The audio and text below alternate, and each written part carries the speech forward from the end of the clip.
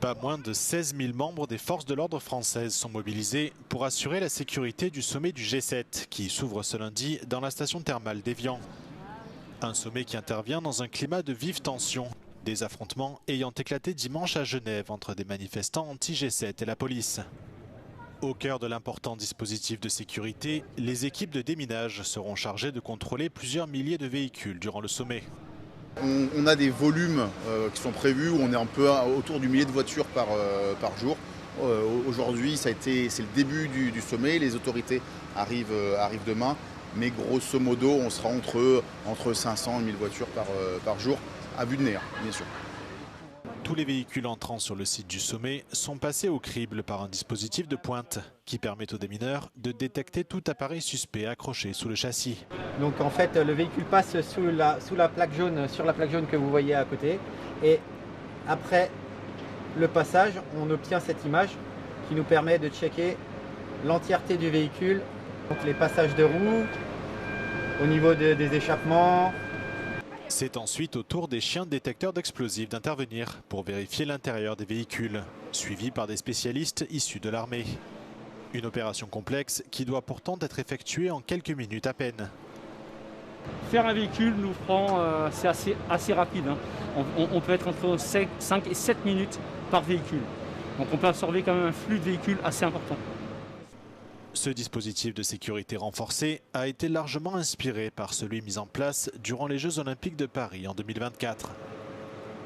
Là, il y a un peu plus de 100 démineurs qui sont engagés sur le service. Ça fait pratiquement un tiers des effectifs du service du déminage au complet.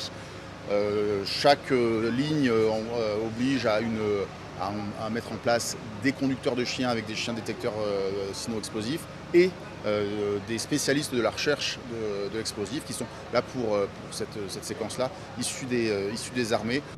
Le président français Emmanuel Macron reçoit ce lundi les autres dirigeants du G7 à Évian.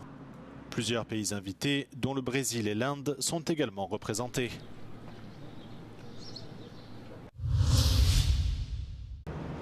Se préparer à la guerre moderne, c'est l'objectif du salon Eurosatory de la défense et de la sécurité qui se déroule cette semaine à Paris. Ici, l'Europe se prépare à une guerre au sol. Lors de l'édition précédente, en 2024, l'idée d'envoyer des troupes en Ukraine semblait inconcevable. Aujourd'hui, la probabilité d'un choc à l'Est face à la Russie est de plus en plus forte, selon le général Philippe de Montenon. Nous nous préparons à vivre un combat du type de celui que mènent très courageusement les Ukrainiens. Vous voyez que ce combat, il est, par rapport à ce qu'on a pu connaître dans toutes les dernières années, extrêmement consommateur de munitions, consommateur aussi de vies humaines. Il est dronisé, il est robotisé, il est numérisé. L'atout majeur et le défi majeur des combats en 2026 est le drone. Chaque char présenté à Eurosatory est escorté de son système anti-drone. Chaque manœuvre a son robot volant associé. En 2025, l'armée française n'en avait que 4 000. Elle est en passe d'en acheter 14 000 autres. C'est sur les champs de bataille ukrainiens que le drone est devenu le symbole de la guerre moderne. Le pays est maintenant expert dans l'utilisation de ceux-ci. Un savoir-faire recherché. 80 sociétés ukrainiennes sont présentes au salon Eurosatory 2026 contre 10 pour l'édition précédente.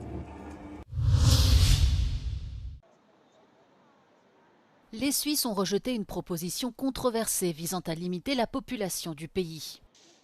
Peu après la fermeture des bureaux de vote ce dimanche à midi, heure locale, les premières projections indiquaient qu'environ 55% des votants s'étaient opposés à l'initiative, avec un taux de participation supérieur à 57% à l'échelle nationale.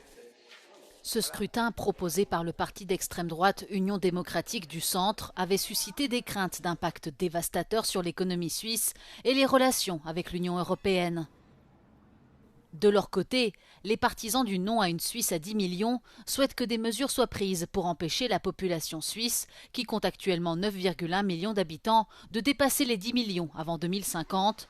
Selon eux, l'immigration actuelle aggrave la pénurie de logements, la hausse des loyers, la saturation des infrastructures et la pression sur le système de santé. Si elle avait été acceptée, cette proposition aurait obligé le gouvernement à mettre un frein brutal à l'immigration. L'UDC avait déjà proposé une limitation des entrées d'étrangers dans le pays en 2014. L'initiative dite immigration de masse était alors passée avec 50,74% des voix.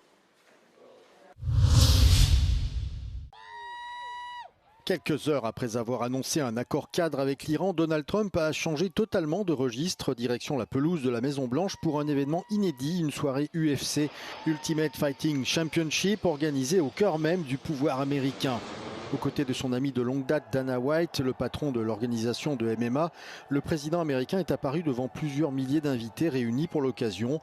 Une mise en scène spectaculaire qui coïncidait avec son 80e anniversaire. Baptisé UFC Freedom 250, l'événement s'inscrivait également dans les célébrations du 250e anniversaire des États-Unis. Et pour la première fois, la Maison-Blanche a accueilli une soirée consacrée aux arts martiaux mixtes, un sport dont Donald Trump est un fervent amateur depuis de nombreuses années. La soirée se voulait autant politique que sportive, entre drapeaux américains, discours patriotiques et démonstrations de force. L'événement a illustré les liens étroits entre le président républicain et l'UFC, devenue l'une des organisations sportives les plus populaires du pays. Mais un incident a aussi attiré l'attention des caméras. Le champion de l'UFC, Sean Strickland, a été escorté hors du site par le Secret Service. Selon plusieurs médias américains, le combattant aurait tenté d'assister à l'événement sans y être invité. Selon lui, il en aurait été banni après des propos sur les relations entre Trump et Netanyahou. Une soirée donc à l'image de Donald Trump où la politique, le spectacle et le MMA ont fini par monter ensemble sur le ring. Plusieurs milliers d'Albanais ont manifesté ce samedi à Tirana pour le 14e soir consécutif afin de demander de la transparence autour d'un projet de complexe touristique lié au gendre du président américain Donald Trump, Jared Kushner. Drapeau albanais à la main, les manifestants ont défilé sur le boulevard principal de la capitale avant de s'arrêter devant le siège du gouvernement pour crier des slogans réclamant l'arrêt des travaux. Dans le cortège, plusieurs personnes portaient des pancartes sur lesquelles était écrit « L'Albanie n'est pas à vendre et Ivanka go home », une référence à Ivanka Trump, la fille de Donald Trump et épouse de Jared Kushner. Dans un récent podcast américain, cette dernière a évoqué la construction d'un hôtel de luxe sur l'île de Sazan, dans le sud de l'Albanie, expliquant avoir été séduite par ce joyau de la mer Adriatique inhabité depuis des décennies. Mais cette île abrite aussi de nombreuses espèces d'animaux et de plantes protégées. En plus de les mettre en danger, les manifestants affirment que ce complexe touristique déposséderait le peuple d'une plage publique.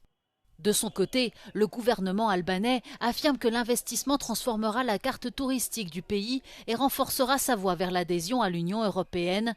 En début de semaine, le Premier ministre Edi Rama a même précisé qu'il ne fera pas marche arrière.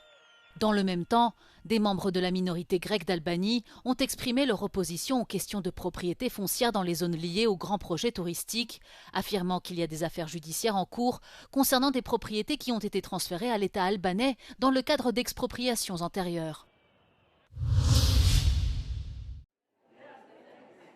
Après 2 ans de préparation des États membres de l'Union européenne, le pacte européen pour l'asile et la migration entre officiellement en application ce vendredi. Un pas qualifié d'historique par de nombreux politiques, des conservateurs aux sociodémocrates en passant par les libéraux, qui ont bataillé pendant plus de 10 ans au niveau européen après la grande crise migratoire de 2015 pour adopter cette nouvelle législation, à la fois ultra sensible politiquement et d'une grande complexité technique. Désormais, la majorité des demandeurs d'asile seront soumis à une procédure accélérée de 12 semaines maximum. Après l'examen de leur demande, soit ils seront autorisés à rester, soit renvoyés vers leur pays d'origine, vers un pays par lequel ils ont transité, ou dans un éventuel centre externalisé de retour. Pendant l'examen de leur demande, les migrants devront être conseillés sur leurs options, mais ils doivent rester à la disposition des autorités dans des centres de retour. Enfin, les pays sous forte pression migratoire, Italie, Espagne, Grèce et Chypre, pourront être soutenus par les autres États soit financièrement, soit matériellement. Ces 4 pays pourront relocaliser dans les autres États jusqu'à 30 000 migrants. Cette mesure de solidarité est de loin la plus décriée. De nombreux pays comme la Hongrie et la Pologne ont annoncé qu'ils n'accueilleraient aucun migrant sur leur sol. Un nouveau paquet de mesures visant à augmenter les expulsions de demandeurs d'asile déboutés est actuellement examiné en urgence dans le cadre du processus législatif européen. De quoi renforcer les craintes des ONG qui redoutent de voir les considérations humanitaires reléguées au second plan derrière les calculs politiques en Europe.